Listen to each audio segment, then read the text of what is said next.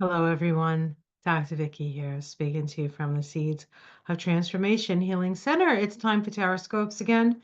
We're going to be doing the Taroscopes for the sign of Scorpio. That's Scorpio Sun, Moon, or Rising for the month of March 2025. Before we get to that, I want to welcome my new subscribers. Welcome to this wonderful community of like-minded souls. To my tried and true who have been with me for years, thank you so much for walking this path with me. It has been quite a ride, and I imagine will continue to be. I really do appreciate your loyalty. And for those who have become members of this channel, welcome to the channel. There's more stuff coming for members. I'm still getting my feet under me on how to do this.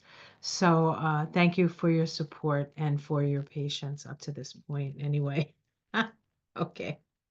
All right. So what we're going to do is we're going to look at the astrology for Scorpio, and then we're going to take a look at, we're going to do a card reading. But I do want to go over some energy, the energy of the month of March. March is the third month, and so we look to the Empress card, which is the third card, number 3 of the major arcana. The Empress is connected to Venus. Venus actually on the first day of March stations retrograde in Aries, and then does retrograde back into Pisces by the end of the month. Venus is in her 40-day retrograde cycle, the rarest of retrogrades. And when Venus is retrograde, we're reevaluating our values, really. We're reevaluating our relationships and what's important to us, what is still important to us, and what is not. Um, this is on the Tree of Life, is located right on that, see back there, the green path. That is the path of the Empress between Chokmah, which is the silver circle, and Bina, which is the black circle. Divine Father, Divine Mother, and then there's Kether up there, unity consciousness. This is the supernal triangle.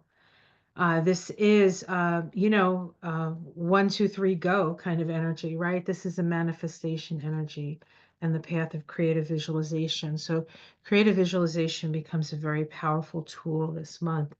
The year 2025 is a 9 year, and so the year vibration, all year we're going to be looking at this Hermit card, and the Hermit shines the light of his knowledge or her knowledge for those to see. But it's a small light, usually on a vast mountainside. So you have to be looking for this, right? And so people are going to be seeking you out for your wisdom.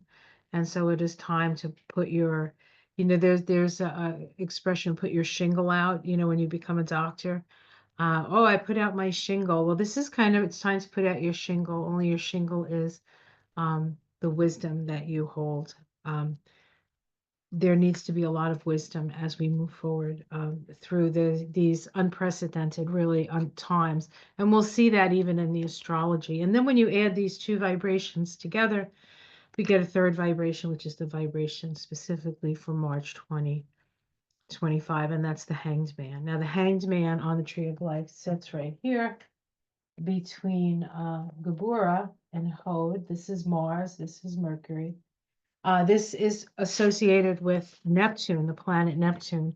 And Neptune is especially powerful this month because at the very end of the month, it moves into Aries for the first time in about 150 years. So where Neptune is dipping its toe into the next sign, it will retrograde and go back into Pisces and finish up the rest of this year and then part of 2026 before it moves back into Aries and stays in Aries for 14 years. So this is about staying connected to cosmic consciousness.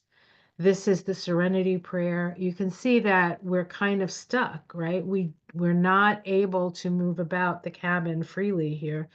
And so instead of acting, it's a time of seeing things from a different perspective. And so that's going to be part of um, the marching orders, I guess, for March. Oh, marching orders, March. Get it?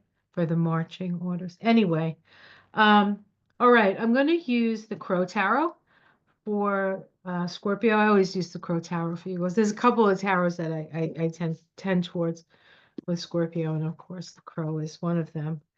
Um, many years ago, when I was first learning about Wicca and earth-based religions, my teacher, who was my high priestess at the time, talked about counting crows, and I still to this day count crows. They tell you a lot. They've actually gotten me out of a lot of tickets, I think, because when I see one fly across, just one, fly across the road, I usually automatically slow down. Best radar detector I've ever had. And I used to say that I had a girlfriend, I'd say, you see one crow, don't slow down, because she was a speed demon anyway. And sure enough, she saw the crow, she ignored it, she got pulled over. Luckily, she was friends with most of the police, so I don't think she got a ticket, but she got a stern warning. All right. We start with the Knight of Wands. Oh, shoot. No, we don't. No, we don't. I have to do the astrology. All right, you guys are getting the card reading first. All right. It's all upside down. Knight of Wands. This is taking action on your beliefs, taking your show on the road.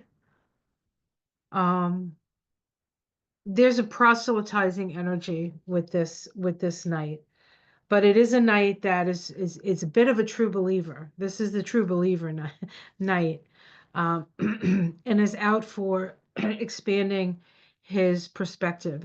You want to expand your perspective on things. Let's see what's challenging that. The Four of Wands. This is this really is sort of like a happy place, right? A happy home. So there's the push pull. You have right now you have a bit of a wanderlust, but the safety of home and the ease of being at home, perhaps is making you question yourself, or it's the sense that in order for me to go out and explore, I do need to sacrifice the serenity that I already have. Let's see what's underneath this. The High Priestess. There's something um, that you're looking for. There's a mystery behind all of this. I'm not sure you know exactly what it is, but there's something sort of compelling you to go out and move forward. In the past, we have the Four of Pentacles. This is somebody who's protecting their resources, protecting their money, sometimes makes money more important than anything else.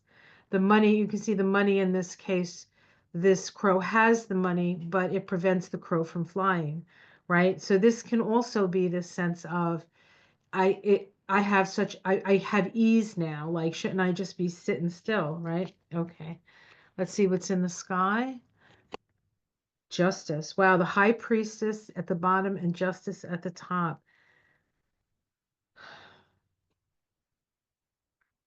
This could be a balancing of the scales. This could be spirit reminding you that every action has an equal and opposite reaction, or this could be spirit reminding us that justice will prevail. Let's see what's in the immediate future. Oh, victory. Victory. Okay, so all the same, it looks whatever you decide to do this month is going to be successful. You're going to be victorious in it.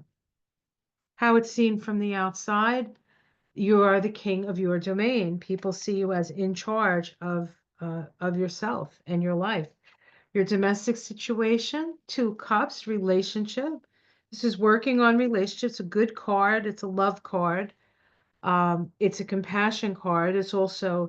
Uh, it's also relating with somebody who's an equal to you, right? And so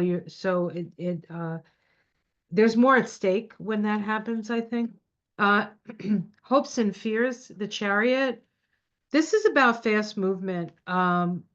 You're already moving pretty fast in this chart, so you may have a little fear around, am I moving too fast? Or is this really what I'm supposed to do kind of energy? And then we have the end of the Ace of Pentacles, very good card.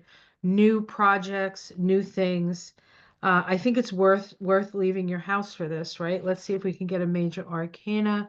We have the Four of Swords. You do have to make sure you get your sleep and your mental rest with that. The project is an opportunity, but it's a lot of work. So you have to make sure you get your rest. You have to make sure you're listening to what's being said. This is information coming in fast and furious. And we have the Nine of Swords. So this is a little anxiety and nightmare scenario. It's like these cards say you're starting something new in an environment that's kind of scary, which of course is right now. It's pretty scary right now. So that's nothing that you don't know. Underneath it all is being careful how you say things, feeling sort of pegged in, and maybe a little unable to move, but you have to figure out how to say it without getting yourself in trouble. The Ace of Cups, happiness. This is also not getting caught up in negative thinking. So that could very well be that. Happiness, the Ace of Cups, and then the Three of Wands, which is, waiting for your ships to come in, success coming.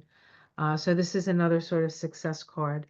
So you do have some anxiety, some mental anxiety. Is it your anxiety? Are you picking it up from your environment? You are psychic, so you're gonna pick up the good stuff and the bad stuff, right? All in search of the mystery. I think this being at the bottom, all in search of the mystery, the Ace of Pentacles, you'll have an opportunity to do what you want to do, have that experience. But I think some of the things you uncover are going to be a little scary. But ultimately, something that needs to be looked at. So whether it's for yourself or for the collective, um, it's time to really get out there and do what you need to do. Although it's a little scary, it will be ultimately successful. All right. Let me pull a oracle card and then I'll get to the astrology. So very Scorpio. I did it like totally backwards to how I've done everybody else so far. So um, I just go with the flow. I have ideas, I have things in my head. I'm like, I'll do this, and then I'll do this, and then I'll do this, and then all of a sudden I'm somewhere else. I just have to kind of go with it. Sorry about the noise. I should probably not do that on the computer.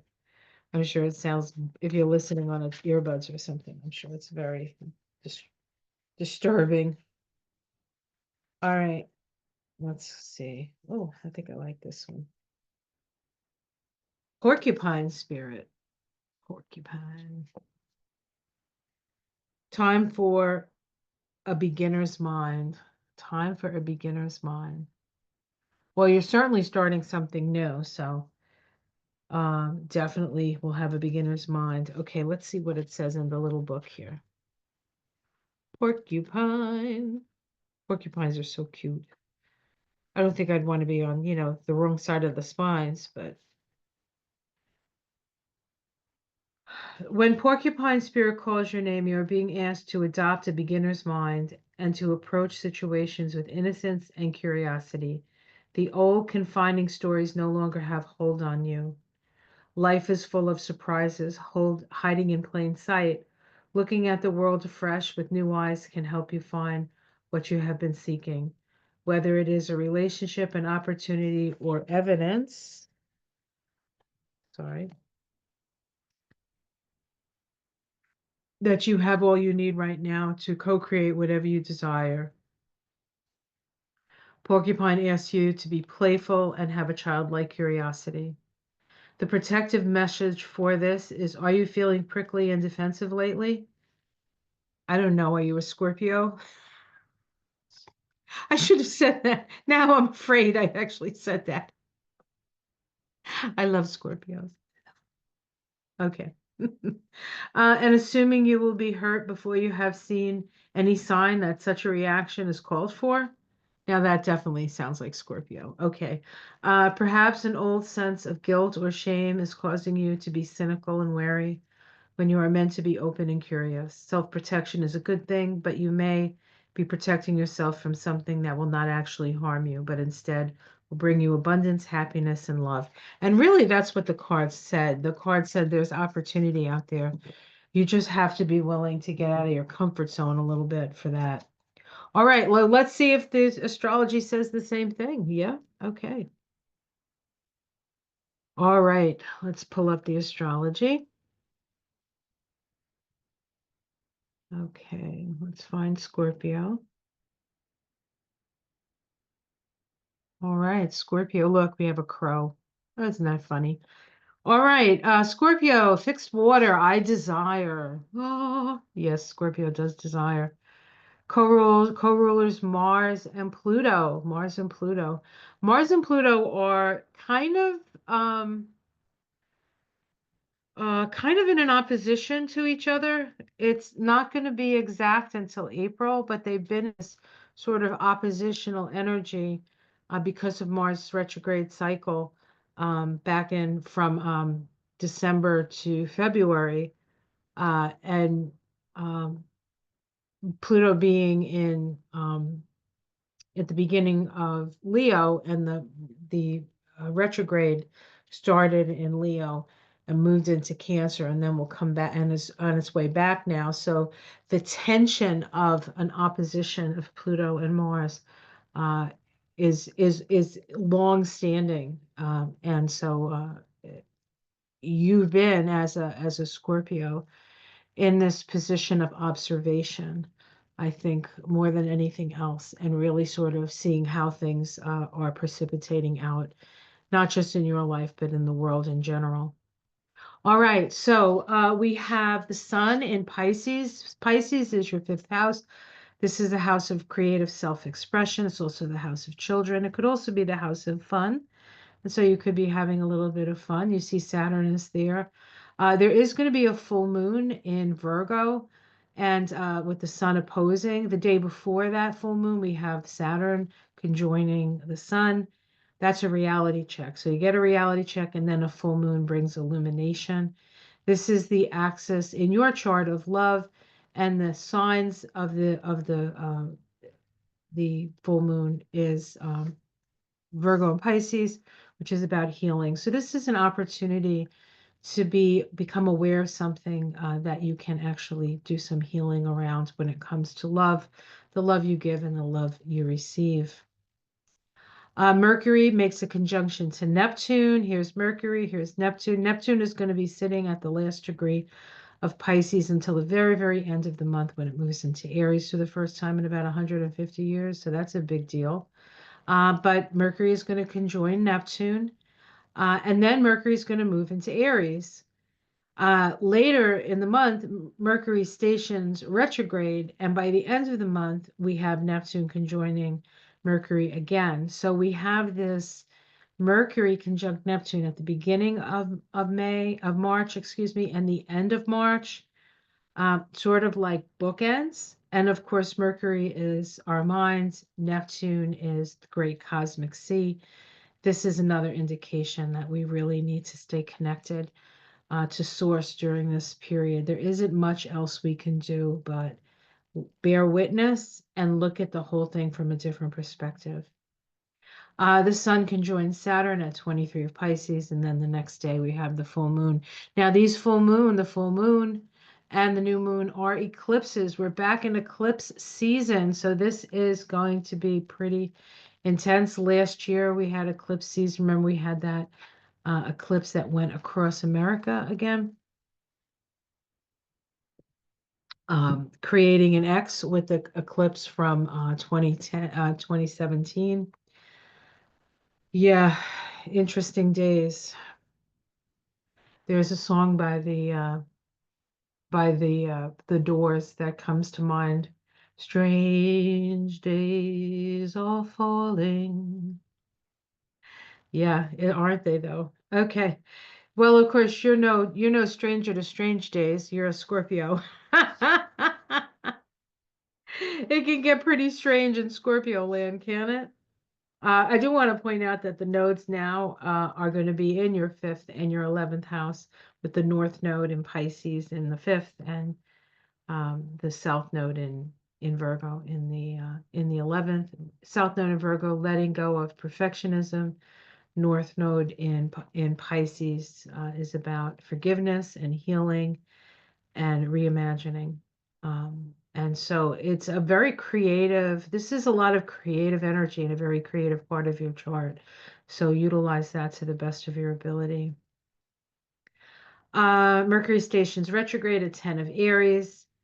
Now the sun is moving through Pisces, conjoins Neptune, and then the next day, or maybe the same day, I don't know, but right immediately after that, pretty much enters Aries. That is the spring equinox here in the northern hemisphere and the fall equinox in the southern hemisphere. It's the time when the day and night are equal. So it is a time of balance. It is a time of balance. So after the sun ingresses into Aries, a few days later, it makes a conjunction to Venus. Remember, Venus is retrograde, but retrograde the first day of the month. This is the sort of highlight of the Venus retrograde cycle. Whenever a planet is retrograde, it's about looking within. And this is, in a way, a death and a new birth for Venus, as Venus ends her reign as the evening star and comes as the morning star in Aries, which is a very powerful energy for Venus, and it is Venus in her warrior garb. So women are not going to stand by and let things happen, believe me. All right. We then have the sun. So the sun conjoins Venus retrograde. Then a few days later, it conjoins Mercury retrograde at 5 degrees of Aries. This is the highlight of the Mercury retrograde cycle. Uh, Mercury retrograde says, look within for your answers in 5 Aries. So the answer is about self, perhaps. Or your Aries is about the self emerging, right? So it could be a whole new self for you. Venus then retrogrades back into Pisces. Remember, it's still moving backwards, conjoins Neptune at 30 degrees of Pisces, like pretty simultaneous there. And then we have that new moon in Aries. The new moon in Aries is falling in your sixth house of health and service. This could be a new opportunity for service. It could be a new opportunity. Ways of being of service. Um, it can also be a good time for you to start a health regime because it is the house of health. And it can be very transformational. You know, maybe you've tried some things and things haven't really worked for you in the health field. But all of a sudden you come on to something that really seems to take hold. And I think that and can actually change your life to a certain extent because it is an eclipse. It is an eclipse. Eclipses can also bring sudden change. So you could have a sudden change in your work environment, or there could be a sudden change in health. You want to pay attention to that. You want to definitely pay attention to any health issues. There's a lot of energy in this sector of your chart. You have to pay attention. Neptune conjunct Mercury, as I said, beginning and the end of the month. And then Neptune ingresses into Aries. Hasn't been there 150 years, so that'll be interesting. Uranus is still in Taurus, moving forward through your seventh house of relationships.